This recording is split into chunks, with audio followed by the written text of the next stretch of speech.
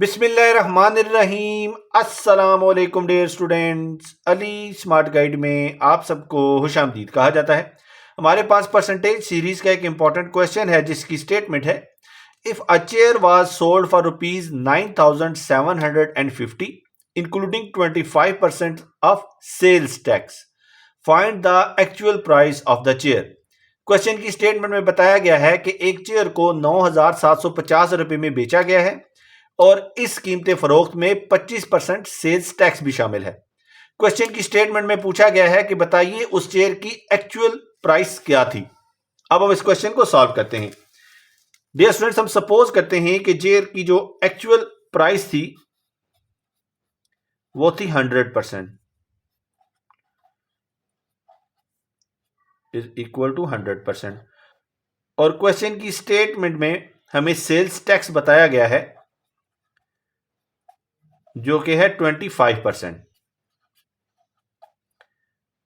और जो चेयर की कीमत फरोख्त है ये इक्वल होगी actual price plus sales tax के।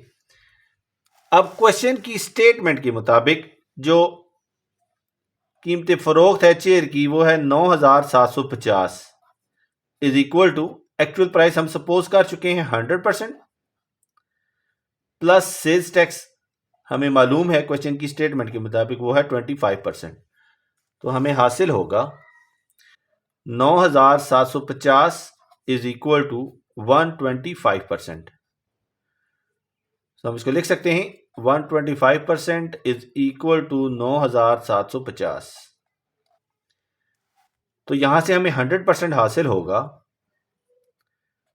9,750 is divided by 125 is multiplied by 100। So 125 one ज़र 125 और 125 को जब हम 78 से मल्टीप्लाई करेंगे तो हमें हासिल होगा 9,750। तो हमें 100% हासिल होगा 7,800। और क्वेश्चन की स्टेटमेंट में हमने सपोज किया था कि एक्चुअल प्राइस जो चेयर की है वो है 100%। तो हम इसको लिख सकते हैं actual price is equal to 7,800। Dear students, दुआ में याद रखिएगा।